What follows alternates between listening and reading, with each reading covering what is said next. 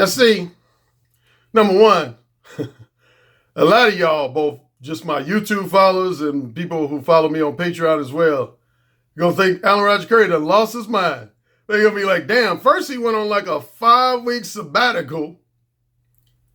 Now he done did a video, uploaded a video damn near every day this week, which I want to say I have. Starting with Sunday, I think I've uploaded a video, if not all 7 days of this week, at minimum 6 of the 7 days of this week, which is a record for me, by the way, side note. Yeah, this is the most videos I've uploaded on my channel consecutively, days in a row, literally since I came on YouTube in early April of 2017.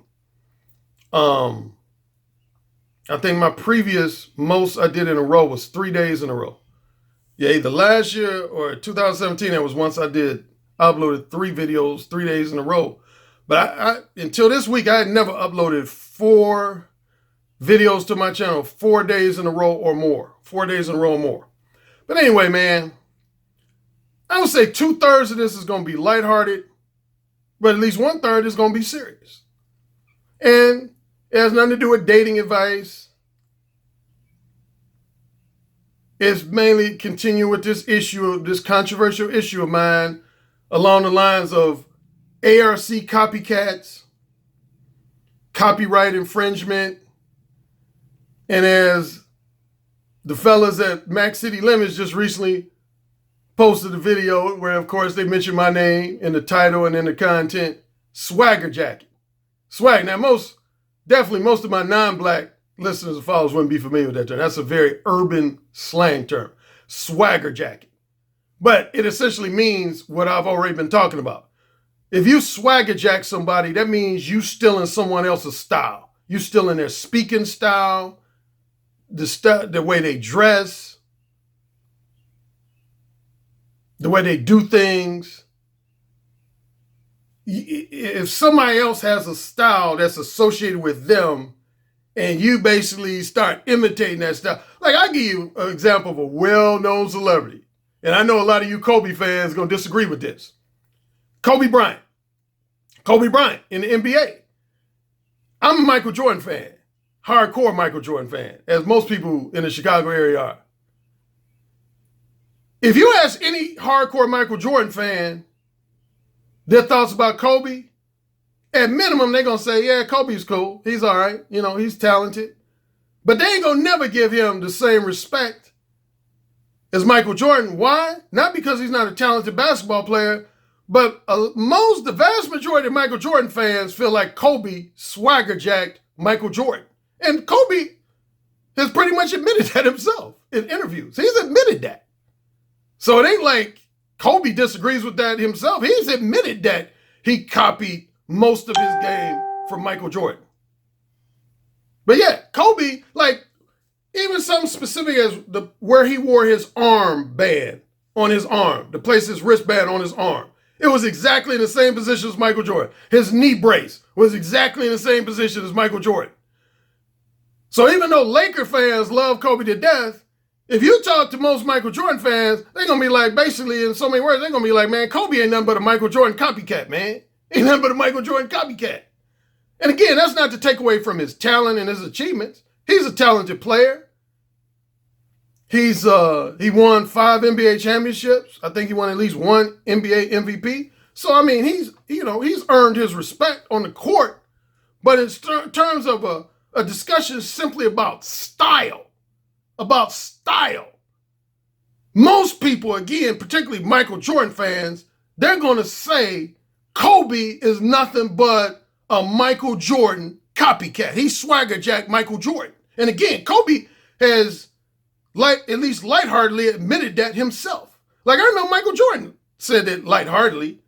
They was interviewing Michael Jordan. He said, I think, what's his name? Ahmad Rashad was interviewing him about who was better, LeBron or Kobe. And Michael said something to the effect of, I think I would do a better job in a one-on-one game against LeBron.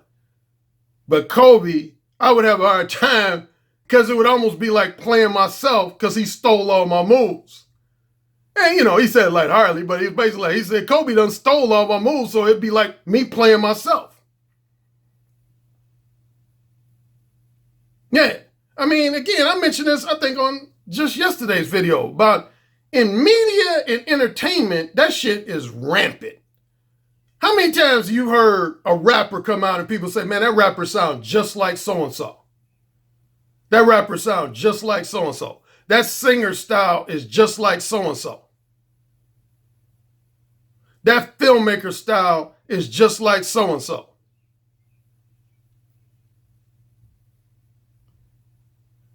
Here's the thing, man. Here's the thing. There's two concepts that need to be clarified, and this is half the reason I'm doing this video. There's two things that need to be clarified. The concept of creating and inventing something, and the concept of revolutionizing and or popularizing something.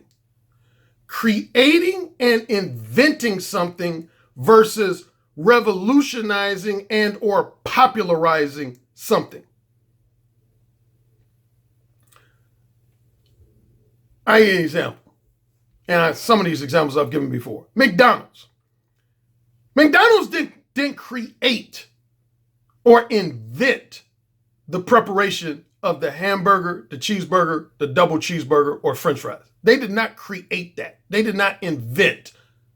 There were restaurants way before McDonald's came along that were preparing hamburgers, cheeseburgers, double cheeseburgers, and French fries for their customers. But what McDonald's did is two things. They actually did two things. And if you watch the movie The Founder, which is a really good movie with Michael Keaton, it explains this. McDonald's revolutionized two things. They revolutionized the fast. They revolutionized the quick preparation of hamburgers, cheeseburgers, double cheeseburgers, French fries. That's what they revolutionized, the quick. That's why you hear the term nowadays called fast food restaurant, as opposed to just restaurant. Fast food restaurant. See, before McDonald's, nobody was serving food that quickly. Like within, say, 5 minutes after you ordered it. Nobody was serving food that quickly.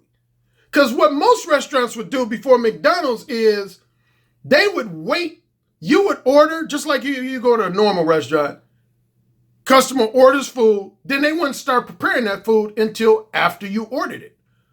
What the McDonald's brothers came up with is they would start preparing their hamburgers, cheeseburgers, double cheeseburgers, French fries before the customers even came into their restaurant to order the food. So in other words, they would already have about 20 hamburgers and cheeseburgers already prepared. So when a customer came in and said, I would like to order 2 cheeseburgers, they would just be able to just give it to them because they had already prepared them. McDonald's revolutionized that. They revolutionized the fast food delivery of hamburgers, cheeseburgers, double cheeseburgers, and French fries. And secondly, they popularized just hamburgers, cheeseburgers, double cheeseburgers, and French fries as a food item. They popularized it. Again, they didn't create it or invent it, but they popularized. What does that mean when you say popularize something? Popularize means simply when you do something so well or do something so repeatedly to the point where it begins to become associated with you. You do something so well and or something so frequently to the point where it begins to be uniquely associated with you. That means you popularize something. A similar term is revolutionize something. Revolutionize something means you took something that was already in existence, but you added some new wrinkle to it. You added some new thought to it, some new wrinkle, some new concept to it that made it explode in popularity. That means you revolutionized something. So revolutionizing something and popularizing something is different from creating and inventing. For example, Steve Jobs. I don't know if there's anybody more associated with computers both computer software and computer technology than Steve Jobs, founder of Apple. Steve Jobs didn't create the first personal computer. He didn't invent the first personal computer, but he revolutionized and popularized the use of the personal computer.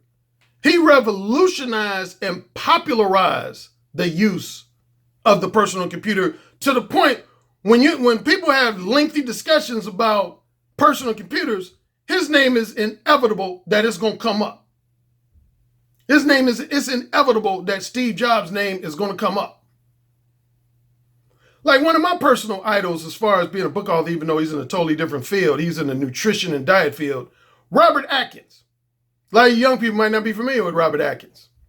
Robert Atkins, he didn't create the low-carb diet. He didn't invent the low-carb diet. If you do your history, there were people centuries ago. There were certain people in certain cultures centuries ago that ate nothing but meat and basically had a low-carb diet. So nobody can say Robert Atkins created or invented, but he revolutionized it and popularized it to the point that it began to become uniquely associated with him. Quick side note on Robert Atkins, man. The reason I love him so much, man. Do you know his book was out for about 25 years before it hit big? He first wrote the Atkins diet in 1969. 1969. I mentioned this on at least one other video before. He first wrote his book in 1969. It didn't become real, mainstream popular until about 1994, 1995. About 1994, 1995. You're talking about 25 years later. Yeah, he was the first person who had a popular low-carb. Now, nowadays, there's probably 20 different people that got different, variations of a low-carb diet. But the first person who really revolutionized and popularized the low-carb diet was Robert Atkins.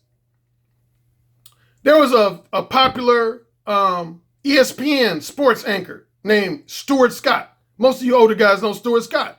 He didn't create or invent the word booyah. Booyah. Booyah. I'm sure there's people in the streets saying the word booyah before Stuart Scott. But if you say that word now, who are most people going to associate that word with?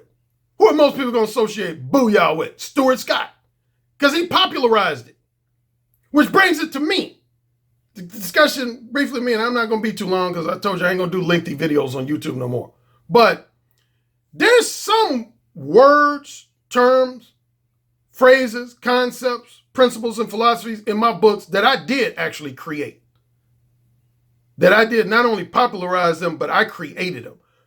Off the top of my head, my 4 modes of verbal communication. I created that. I didn't just popularize that. I created that. Nobody before me had a 4 modes of verbal communication. I created that.